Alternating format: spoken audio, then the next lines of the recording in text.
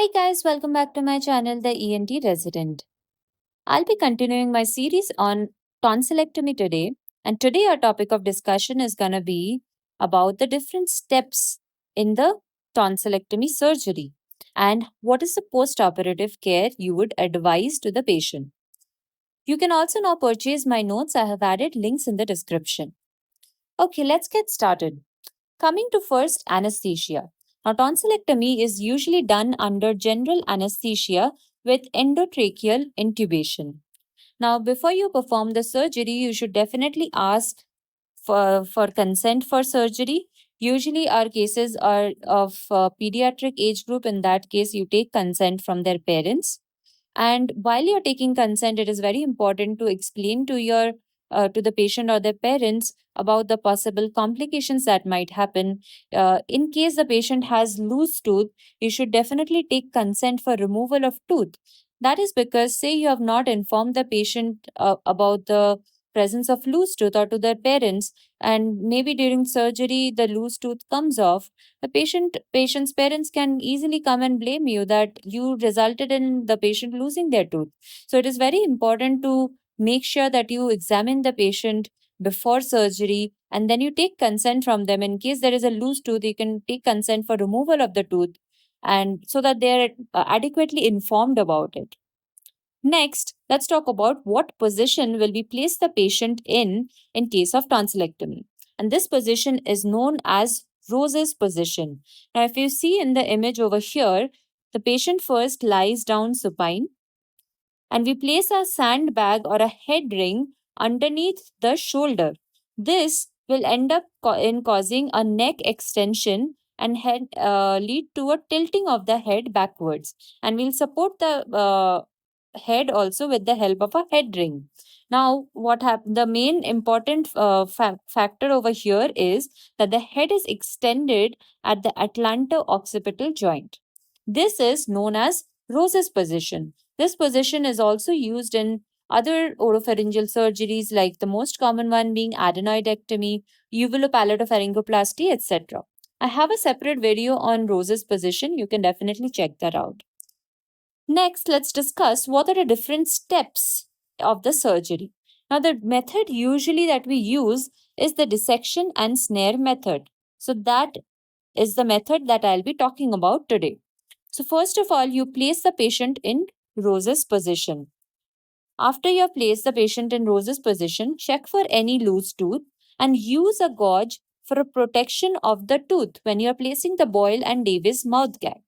So next, we use the Boyles and Davis mouth gag. We introduce into the mouth to open the mouth and retract the tongue. The tongue blade should be able to retract the base of the tongue, and it should definitely not injure the posterior pharyngeal wall. Now, once you have placed the Boyle and Davis mouth gag properly, you have to next fix the Davis mouth gag with the help of Draffin's bipod stand. Then we'll place a throat pack. This is very important because this will prevent any chances of aspiration. So we'll pack the throat with a wet roller gauze to prevent any aspiration of blood. Now, once the throat has been packed, we'll grab the tonsil at its upper pole with the help of Dennis Brown tonsil holding forceps. If you see in the image over here, this is the Dennis Brown tonsil holding forceps, and we'll grab the tonsil at its upper pole with this and then pull it medially towards the midline. Now that we have grasped the tonsil, we'll move the tonsil back and forth to identify the border between the tonsil and the anterior tonsillar pillar. If you see in the image here, this line that you're seeing, we have to find this plane in between the anterior pillar and the tonsil.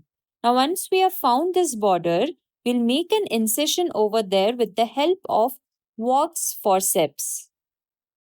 So we make an incision in the mucosa between the anterior pillar and the tonsil with Walk's forceps, and we drag it down to the base of the anterior pillar.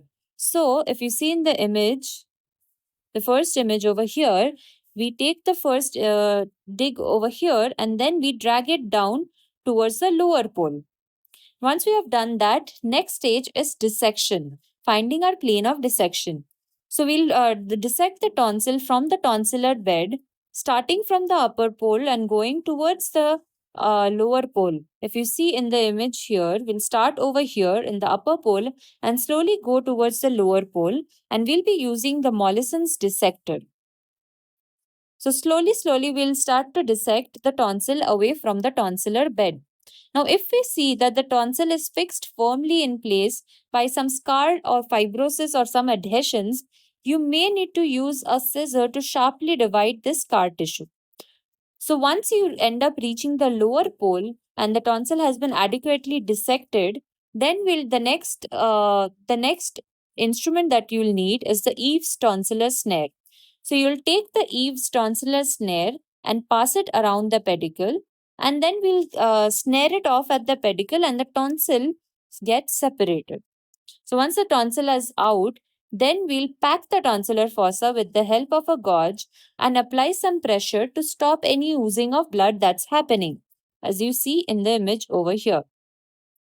And once you remove the gauze, after a few seconds or a minute, we'll see if there are any bleeding points. If we find any bleeding point, then we are going to catch it and ligate, or we'll cauterize it.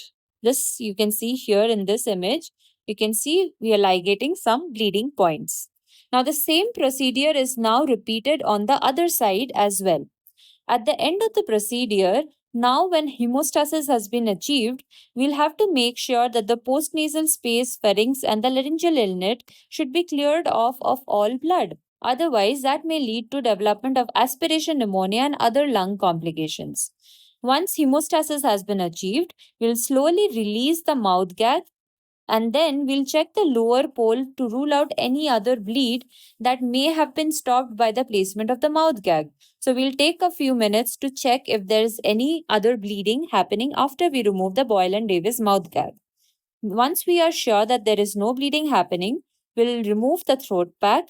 And last of all, before we end the surgery, it is very important to do a total count of all the swabs before you end the procedure, because sometimes by mistake you can end up in leaving behind a swab inside, and that can lead to further complications post-operatively. So these are all the steps in performing tonsillectomy and the different instruments that you would be using in this case. Now, how will we manage the patient post-operatively? What would you explain the patient? What medical advice would you give? And what medications would you give? First of all, coming to the position of the patient. So we'll keep the head low and place the patient in a left lateral position. Why do we do this? This is to permit a free respiration for the patient and allow any blood or secretions to flow out of the nose and the mouth, which may otherwise lead to the development of upper airway obstruction if it is retained. Second, we'll be monitoring the temperature, pulse, and respiration every 4 hourly. It is important to remember if you see tachycardia, low blood pressure, and frequent swallowing, these are all indicators of post-operative bleeding in the patient. So these are all things that you need to monitor in the patient in the post-operative ward. Third, medical treatment. Immediately, you will be giving some injectable antibiotics and analgesics. And later, once you discharge the patient, you'll be putting the patient on an antibiotic syrup for a week and also an anti inflammatory analgesic syrup. Next, very important, is giving diluted hydrogen peroxide gargles. So, we'll tell the patient to do this after each time they eat. So why do we use hydrogen peroxide, and what is the mechanism of action of hydrogen peroxide over here? So hydrogen peroxide, when given, it dissociates into H2 and nascent oxygen when it comes in contact with tissues. So this hydrogen peroxide, when it is given in the form of a gargle, it gets under the slough and it lifts it because of this effervescent action that I just mentioned. So this prevents anaerobic infections also due to the presence of the nascent oxygen that has been released. Now, this nascent oxygen which has been liberated, it ends up oxidizing the slough that is forming. Presence of nascent oxygen also generates heat that increases vascularity of the wound, and this leads to promotion of healing. Hydrogen peroxide also has a mild cauterizing action. So these are all the different mechanisms of action that hydrogen peroxide uses, and why we definitely need to give hydrogen peroxide in the immediate post-operative period. Next, coming to diet. Now, what kind of diet will we advise to the patient?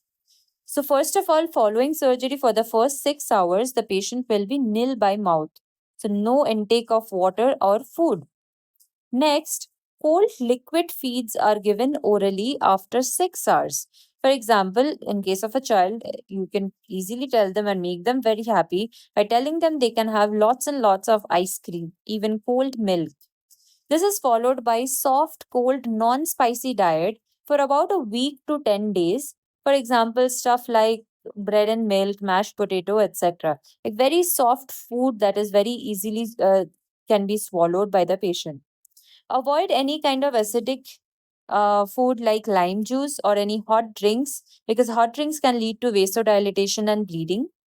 Hard, spicy food is avoided for 10 days, and each feed is followed by gargles. Patient is asked to take semi-solid food soon because this will prevent the stiffness of pharyngeal muscle.